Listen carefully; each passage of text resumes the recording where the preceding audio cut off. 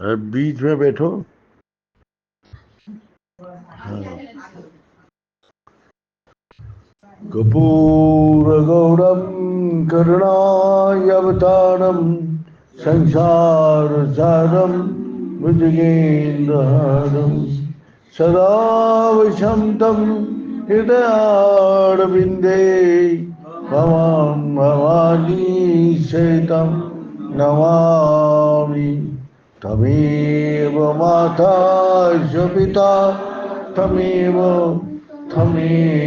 बन्धुश्च सखा तमेव विद्यार्थविनं तमेव सर्वं मम देव। ॐ पूर्णमदः पूर्णमिदं पूर्णात् पूर्णमुदच्यते पूर्णस्य पूर्णमादाय पूर्णमेवावशिष्यते। ॐ शान्ति शान्ति शान्ति। नारायण हरि ओम नारायण हरि ओम शिव शिव ओम हर हर ओम शिव शिव ओम हर हर ओम नारायण हरि ओम नारायण हरि ओम। परमात्मा अंतर्यामी परमात्मा अंतर्यामी परमात्मा अंतर्यामी परमात्मा अंतर्यामी नारायण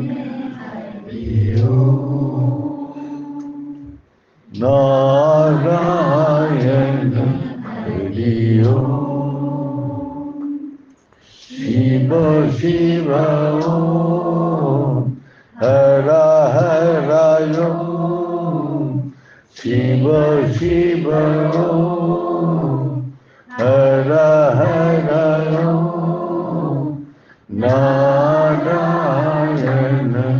हरि ओम नारायण हरि ओम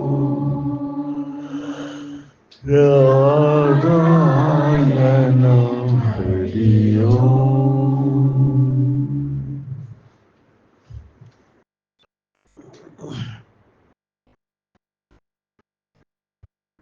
परमात्मा को पास पहुंचने के लिए मनुष्य को सब कुछ दिया गया।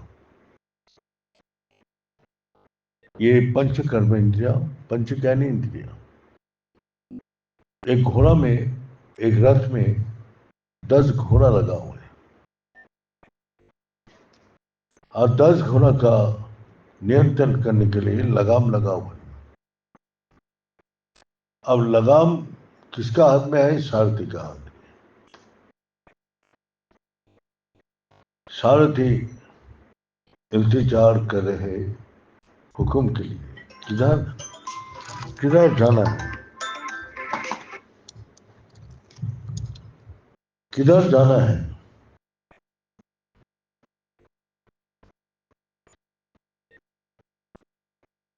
तो अब इंतजार कर रहे,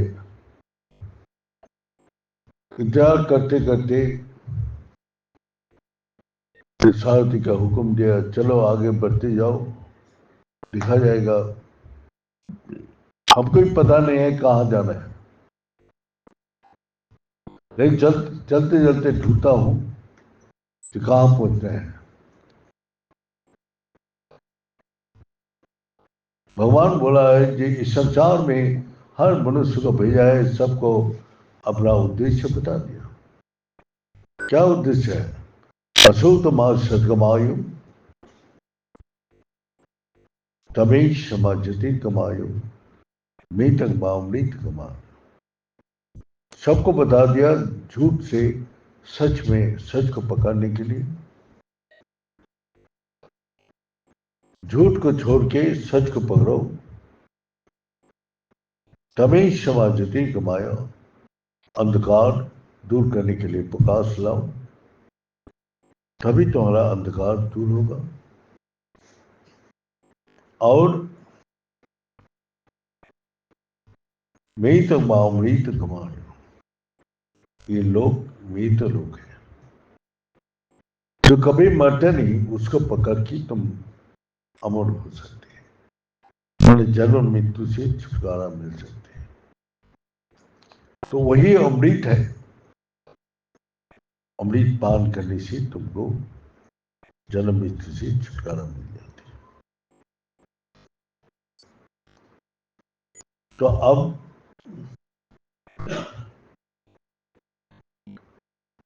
जो घोड़ा चल रहा है, अब सारी शहर घूम लिया, सारी गांव घूम लिया, सारी जगह घूम के साथी पूछ रहे, भाई अब थक गया, अब घोड़ा नहीं चलेगा, घोड़ा अब विश्राम मांग रहे। अब रथ भी चलते चलते पुर्जा कमजोर हो गया, कभी भी ब्रेक हो सकते हैं। और जो मन जो है, जो सारथी खींच खींच के इधर से उधर, उधर से करते करते लगाम भी कमजोर हो गया, कभी भी टूट सकते हैं। और सारथी भी चलते चलते थक गया, अब विश्राम चाहते हैं। मालिक को बोला, आप रथ से उतार जाइए, आप रथ आपको छोड़ के जा रहे हैं। तो हमारा जीवन भी उसी प्रकार लक्ष्यहीन है। कहाँ पहुंचना है, क्या मैं चाहता हूं, और किसमें मेरा कल्याण होगा, ये कुछ भी पता नहीं है। जो मैं सोच रहा हूं वही कर रहा हूं। तो इसी प्रकार सारथी आपको पूछे, आपको कहाँ जाना है, मैं उसके बोल नहीं बताऊं। तो गुरुजी ने एक बोला, एक राजा का एक नौकर था। तो राजा उसको पैर का मालिश करता था। तो उसका नाम भोला था। भोला तो भोला ही था। राजा बोलते, तूने तो जिंदगी में कुछ किया नहीं, तेरा माफिक ऐसे ही बुद्धू मार का अर्थ कोई नहीं है, ना तू पढ़ा लिखा किया, ना कुछ काम जानते हैं, ना कुछ काम आते हैं, रास्ता भूल जाते हैं, तू घर पहुंचते नहीं, कभी कभी रात को घूमते रहते हैं। तो तेरा माफिक बुद्धू और कोई मिले तो ये मैं छड़ी दे रहा हूं, उसको दे देना।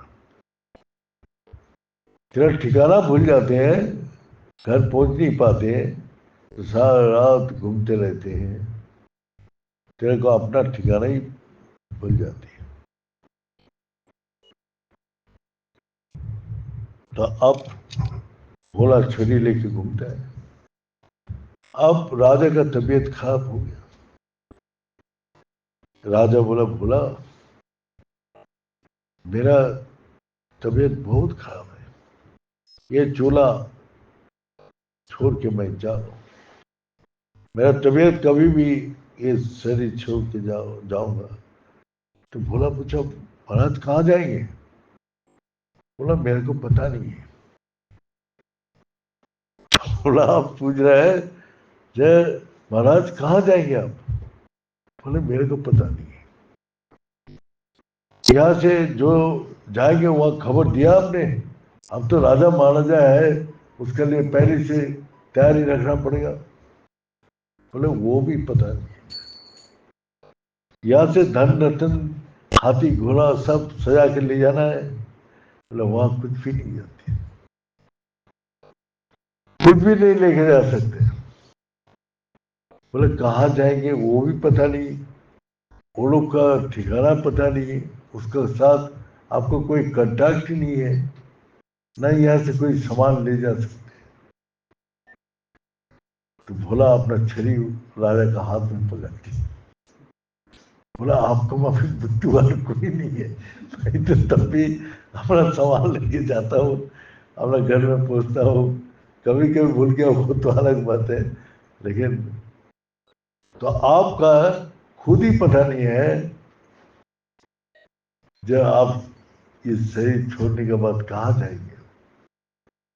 और वो लोग से कोई कांटेक्ट नहीं है, जो आप जाएंगे तो आपके लिए सारे इंतजाम करके रखिएगा, और यहाँ से कुछ भी लेके नहीं जा सकते। तो भोला अपना छड़ी राजा के हाथ में पकड़ दिया, बोला आपका माफी बुद्धू कुछ भी नहीं है। तो इसी प्रकार हम लोग तो राजा बन के बैठे हैं इस संसार में, लेकिन हम लोग का माफी बुद्धू कोई नहीं है। जब हमको ठिकाना नहीं कहाँ जाना है ये चोला छोड़ के, और उसके साथ कोई कांटेक्ट नहीं है, आप अभी नहीं कांटेक्ट है तो कैसे आप बनाएंगे। तो वही है। तो विवेकानंद यूएसए में लेक्चर दे रहे, कनेक्शन और कांटेक्ट। तो एक पत्रकार उसको पूछा, जे कनेक्शन और कांटेक्ट का अर्थ हम समझ में नहीं है, कनेक्शन किसको बोलते हैं, कांटेक्ट किसको बोलते हैं, कनेक्शन और कांटेक्ट में क्या फर्क है?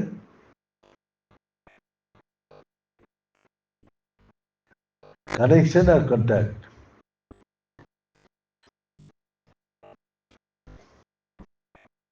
हाँ हम लोग भी वही बात को समझ में नहीं आ रहे। जो पत्रकार तो लेक्चर तो दे के चला गया, लेकिन आदमी कितना आदमी समझा। तो पत्रकार आके पूछा स्वामी जी को, स्वामी जी आप जो लेक्चर दिया है, जो कांटेक्ट है कनेक्शन, तो कनेक्शन और कांटेक्ट किससे है? देखो हम लोग भी नहीं जानते कनेक्शन किसको बोलते हैं और कांटेक्ट किसको बोलते हैं, बताओ। जिसके साथ जुड़ा हुआ है वो कनेक्शन है, और जिसके बाद जाना सुना है वो कॉन्टैक्ट। हाँ ये मौसम भैया ठीक बोला, जो घर में सबके साथ कांटेक्ट रहते हैं, फोन करते रहते हैं, हर रोज पूछते रहते कैसे है क्या है नहीं है, माने कनेक्शन है उसके साथ। और कांटेक्ट नंबर तो बहुत है, मोबाइल में कितना पड़ा है, हर रोज किसको साथ हम कांटेक्ट करते हैं। लेकिन घर में अपना प्रियजन से अपना कनेक्शन हर रोज करता हूँ, हर रोज बात करता हूँ, आप कैसे हैं क्या है नहीं है। तो बोलते हैं आप अपना घर के साथ कितना कांटेक्ट है? बोले जे रोजाना कांटेक्ट है। और कनेक्शन जो है पिता माता भाई ये लोग से कब कितना था, वो साल में कभी मिल लेता हूँ, कोई पड़ोस होते तब मिल लेता हूँ। तो ये है कांटेक्ट। और कनेक्शन किसके साथ है? अपना बीवी बच्चा, अपना अपना अपना जो प्रियजन है उससे कांटेक्ट है। तो यही है जो भगवान के साथ तुम्हारा कनेक्शन है क्या कांटेक्ट है? कनेक्शन तो हमारे साथ नहीं है, क्योंकि हम दुनिया के साथ कनेक्शन रखा है। और भगवान से कांटेक्ट है। तो यही बोल रहे हैं, जो भगवान को हम लोग रोजाना अगर उसको चाहते हैं तो रोजाना उसके साथ कांटेक्ट करते हैं, कनेक्शन उसके साथ होते हैं। और कांटेक्ट जो है वो कभी कभी होते हैं। तो यही है जो हम लोग भी वही बोल रहे हैं राजा को, जो आपको साथ कोई कांटेक्ट नहीं है तो कांटेक्ट तो है, भगवान का मंत्र ले लिया, ये करते बस, कनेक्शन नहीं करते। नंबर तो सबको लिखा हुआ है, तो मंत्र तो सबको दे दिया गुरु ने। गुरु ने सबको मंत्र दिया, लेकिन हर रोज उसके साथ कनेक्शन कौन कौन करते हैं? जो कनेक्शन करते हैं रोज जाना उसको अंदर ताकत मिलता है, वो सजेशन मिलता है आगे कैसे चलना है। तो इसी प्रकार हम लोग गुरु जी ने सबका कांटेक्ट नंबर दे दिया, लेकिन किसी ने अगर कनेक्शन ना करे तो वो तो नंबर तो पड़ा हुआ है, लेकिन कोई वो तो भूल गया, भाई तू याद ही नहीं करते क्या, ये बहुत दिन हो गया। तो यही है कनेक्शन और कांटेक्ट। तो हम लोग का भी इसी प्रकार है, भगवान इस संसार में हमारा कनेक्शन है और भगवान से कांटेक्ट है। तो वही बोल रहे हैं, जो अशोक मास्टरवायु, जो तुमको बता दिया, भगवान ने गाइडलाइन दे दिया, जो झूठ को छोड़ के सच को पकड़ो, सच और झूठ का लक्षण बता दिया। जो हमेशा जो परिवर्तन हो रहा है और अंतिम में जिसका विनाश हो जाता है वो झूठ है, जिसका नाम है रूप है वो झूठ है। और सच क्या है कि कभी भी किसी समय परिवर्तन नहीं होते और कभी उसका विनाश नहीं होता, वो सच है। तो सच को पकड़ना चाहिए, ना झूठ को पकड़ना चाहिए। हमारा देह बचपन से लेके बुढ़ापा तक परिवर्तन हो रहे हैं, तो हम लोग देहों का सुख के लिए सब हमेशा चिंता करता हूँ। मन हमेशा परिवर्तन हो रहा है, मन का सुख का चिंता करता हूँ। और बुद्धि भी परिवर्तन होते हैं, उसको ही ज्यादा हम ध्यान देता हूँ। तो मन बुद्धि हमारा देह हमेशा परिवर्तन हो रहे और उसी को सुख मैं हमेशा चाहता हूँ। और जो अंदर आत्मा है जो कभी किसी समय परिवर्तन नहीं होता है, कभी विनाश नहीं होता, उसके साथ मेरा कोई भी अता पता नहीं है। तो अंदर अब कहाँ है आत्मा, कहाँ है? अपना देह का अंदर ही तो है। मन कहाँ है? बाहर है ना, आपका अंदर है। कहाँ है मन, कहाँ है देह का अंदर, वो भी नहीं बता सकता। बुद्धि कहाँ है? जब आत्मा चले जाते हैं तो ये देह मन बुद्धि सब निष्क्रिय हो जाती है, कोई काम नहीं करता।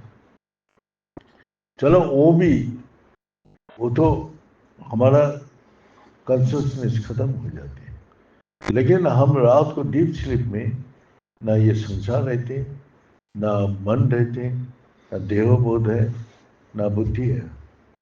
डीप स्लीप में आराम से शांति से सो लो। तो वो क्या है, आपका कॉन्शियसनेस है ना नहीं है? वो तो आपको बॉडी में आप रह रहे हैं, आराम से शांति से सो रहे हैं, तो कॉन्शियसनेस है, हाँ? तो उस टाइम आप कहाँ है? क्योंकि वही अज्ञान रूप है, अंधकार में मैं हूं, इसलिए मैं नहीं जानता, नहीं बोल सकता। मन कहाँ है वही नहीं बोल सकते, लेकिन मन का दुख, मन का कष्ट, मन का अशांति हम आहोर फील कर रहे हैं, लेकिन मन नहीं जानता कहाँ है। अगर मन को साफ करना है तो कैसे साफ होगा? मन को अपना शांत करना है तो कैसे शांत करूंगा, वही पता।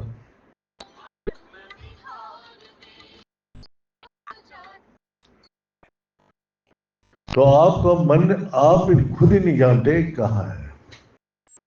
आपको देव का बोध है तो देव में आपको आँख कहाँ है तुरंत दिखा देंगे, कान कहाँ है वो भी दिखा देंगे, हाथ कहाँ है पैर कहाँ है सब दिखा देंगे, लेकिन अपना मन को नहीं दिखा सकते, ना बुद्धि को दिखा सकते, ना मन ना बुद्धि। तो हमारा कॉन्शियसनेस तो पैर से लेके सिर तक हर जगह है। तो अपना स्पर्श मात्रे हम समझ जाते हैं ठंडी है कि गर्मी है। जब सुख दुख आप अनुभव करते हैं तो कहाँ से करते हैं?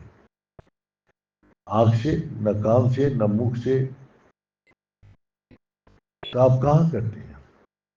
क्योंकि हम लोग अज्ञान के कारण दुखी होता हूँ। मन का पता ही नहीं है कि मन का काम क्या है। गुरु जी हम लोग को वही शिक्षा दिया, पहले खुद जानो तब तुम दूसरे को बता सकते। तो हमारा मन हमारा अंदर ही है, हमारा बुद्धि भी हमारा अंदर है, लेकिन मेरा को पता नहीं है। तो हम लोग संसार में विद्वान बन के घूमता हूँ, लेकिन खुद पता नहीं है कि हमारा विद्या कहाँ रखे। कोई विद्या बता देगा, सीट दिखा देगा, ये अपना यहाँ से बुद्धि आती है। और मन कहाँ है वो बता नहीं सकते। तो इसी प्रकार हम लोग इसको जानने का कोई जरूरत ही नहीं समझते, लेकिन आदमी इस संसार में चलते हुए कष्ट दुख अशांति कितना प्रकार विकार उसको मन का अंदर बुद्धि का अंदर ये देह का अंदर बोध कर रहे हैं, और उसी से वो दुखी है अन्य सुखी है।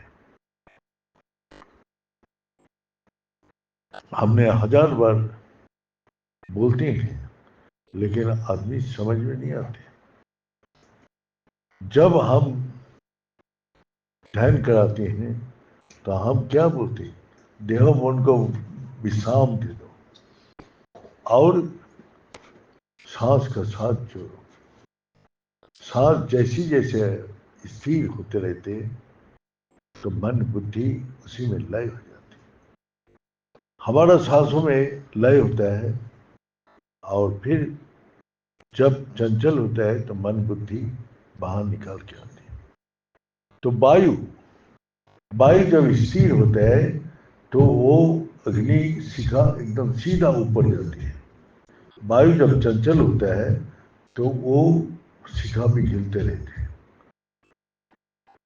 और जैसे तालाब का पानी शांत है, हवा चलते हैं तो लहरें उठते हैं, इसी प्रकार हमारा जब वायु शून्य होते हैं स्थिर होते हैं, प्राण हमारा स्थिर तब भगवान तो बोल रहे हैं बार बार कि प्राण में स्थिर हो जाओ। प्राण में स्थिर जितना होगा तुम्हारा मन बुद्धि इंद्रिय का सारी शांत हो जाएगा। वहां से ताकत मिलता है मन बुद्धि देह का, और वहां ही प्राण भी लय होता है। रात को जब सोते हैं तो प्राण में लय होता है, और जब जागते हैं तो प्राण से वो बाहर निकाल के आते हैं। तो इसीलिए हम लोग को पता ही नहीं है। भगवान बोलते हैं मैं सबका हृदय में निवास करता हूँ। हृदय बोलते वो सोचते हैं जो हमारा चेस्ट को दिखाते हैं, हार्ट को दिखाते हैं, लेकिन नहीं, प्राण ही हमारा हृदय है। इसीलिए जब तक प्राण में सांस है तो हम ठंडी गर्मी सुख दुख सब अनुभव कर पाते हैं। तो किससे? प्राण से। इसीलिए बोला प्राण में स्थिर तब, जब प्राण में स्थिर हो जाएगा तो वहां से सारी ताकत आती है। तो इसलिए भगवान बार बार बोलते हैं प्राणी जिह्वाति अपान, अपान जिह्वाति प्राण, प्राण पर समाचित्त। तो प्राण में स्थिर हो जाओ हे अर्जुन, तुम्हारा सारी विकार दूर हो जाएगा। तब तुम देखोगे जो आत्मा ही सब कुछ कर रहे हैं, प्राणी सब कुछ कर रहे हैं, तुम्हारा ये देह मन बुद्धि कुछ भी नहीं कर रहे। आत्मा वही सच है और आत्मा में प्रकाश है। इसीलिए देह का अंदर ये जागृत अवस्था है, देख रहा हूं, सुन रहा हूं, बोल रहा हूं, यही प्रकाश है। और आंख कान होते हुए भी हमको पता नहीं चलते जब मैं कौन हूं। तो इसीलिए ये देह को मैं अज्ञान से देह को, मन को, बुद्धि को मैं सोच गया, लेकिन मैं जो प्राण स्वरूप हूं ये भूल गया, और उसके ऊपर कोई भी ध्यान हम लोग नहीं देता। इसीलिए हम लोग इतना कमजोर हो जाता हूं। हम सोचते हैं पैसा कमा के शांति मिलेगा, हमको काम करके शांति मिलेगा, हमको इस संसार में धन संपत्ति से शांति मिलेगा, ये कुछ से शांति मिलेगा नहीं। जो आपका अंदर अगर शांति है, जो सच को पकड़ के रखे, तो हमेशा आपका हृदय में शांति है। अगर झूठ आपका साथ है तो आपको कभी भी शांति नहीं मिल सकती। अगर अंधकार में है तो चलते हुए चिंता भय लगा रहेगा, लेकिन लाइट में चलते हुए सब चिंता भय से मुक्त होते हैं। और वही जो अविनाशी है, कभी जिसका विनाश नहीं होता है, वही अमर है। तो वही मंथन करते हैं प्राण में वो चैतन्य शक्ति को, जो चैतन्य शक्ति का साथ अपने को जोड़ लेते हैं, वो हमेशा के लिए अमर हो जाते हैं, तो जन्म मृत्यु से हमेशा के लिए मुक्त हो जाती है। और वही राजा जनक बोल रहे हैं, जो शांति क्षणात गच्छति, हमेशा के लिए शांति सुख प्राप्ति होता है।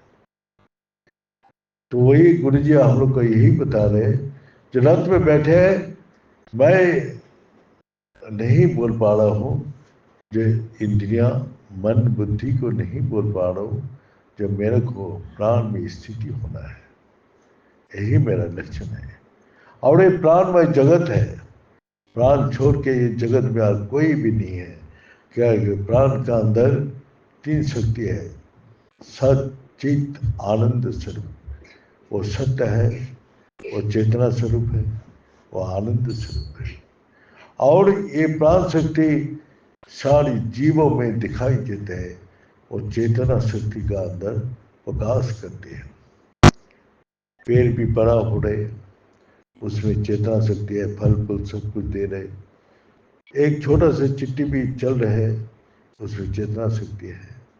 जहां चेतना शक्ति है वो सच है, और वही आनंददायक है। तो इसीलिए जगत में ये प्राणमय जगत है। जो प्राण में स्थिर हो जाते हैं, वो सारी जगत में स्थिर हो जाते हैं, वो सारे जगत के साथ वो जुड़ जाते हैं, और सारी ब्रह्मांड का ज्ञान उसको प्राप्त है। क्योंकि ये आत्मा पहले भी था, अभी भी है, और बाद में भी रहेगा। तो ये तीनों काल का ज्ञान सिर्फ प्राण को पकड़ के मिलता है। इसीलिए हम लोग का लक्ष्य है जो ये प्राण में स्थिर हो जाए। वही बोल रहे, उपनिषद में एक जगह बोल रहे, तैल धार में चिन्हम दीर्घ घंटा नयनवत अवाच्य मनभू सग्रसम वेद से वेदविद। जो ओंकार अवाच्य है और वो प्राण में निवास करते हैं, उसको जो जान लेते हैं वो सब ज्ञानों को प्राप्ति कर लेते हैं। और एक जगह उपनिषद में बोल रहे हैं, क्या बोल रहे हैं? प्रणवधेनु शरात्मा ब्रह्म तलक्ष मुच्यते। ब्रह्म माने शक्ति, हमारा चैतन्य शक्ति को ब्रह्म बोलते हैं। तो चैतन्य शक्ति कहाँ है? प्राण में है। तो वही हमारा लक्ष्य है। ओंकार विधेनुष, तो सांस को खींच के जैसे छोड़ते हैं तीरा धनुष को, तो लक्ष्य क्या है? ब्रह्म। जो भ्रुकुटी में हम लोग ध्यान लगाते हैं, वहाँ स्थिर होते ही जब स्थिर हो जाते हैं तो वो उसका सुषुम्ना खुल जाती है। तो वही बोला अप्रमत्तन हो, जब प्रमाद रहित पागलपन, किसका? मन का, बुद्धि का, इंद्रिय का पागलपन जब स्थिर हो जाती है तो वेद भय, सारी वेदों का ज्ञान उसका अंदर आ जाती है। तो इसीलिए जो साधना करते हैं, जैसे बीज मंत्र दिया जाते हैं, जैसा बीज आपको बाहर से ऐसे पड़ा रहे तो कुछ भी देख के महसूस नहीं होगा इसका अंदर शक्ति है कि नहीं है। अगर उसको शक्ति को देखना है तो मिट्टी में लगाओ, उसमें पानी देना चाहिए और धूप लगना चाहिए। मिट्टी, जल और पानी, ये सूरज का लाइट, ये तीनों जब एक होता है तो उस बीज से अंकुर शक्ति निकाल के आते हैं और वो जब बड़ा होते हैं और फल फूल देते हैं, वो बड़ा होते हैं तो वही बीज मंत्र शक्ति जब निकाल के आते तो वो आपको उन्नति का मार्ग में ले जाते हैं और वो आपको फल फूल प्रदान करती है, सुख शांति आनंद का प्रदान करती है।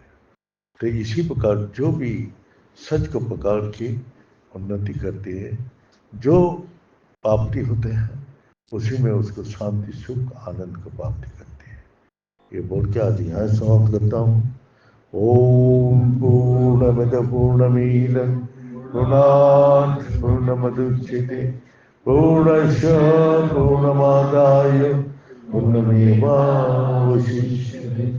ओम शांति शांति शांति। बड़े सच्चे दरबार की, बड़े सदगुरु भगवान की, बड़े शंकर भगवान की, बड़े माता जगदम्बे की, बड़े भक्त बिंदों की, बड़े संत बिंदों की, बड़े सनातन धर्म की, बड़े धर्म की, अधर्म का, प्राणियों में विश्व का हर हर महा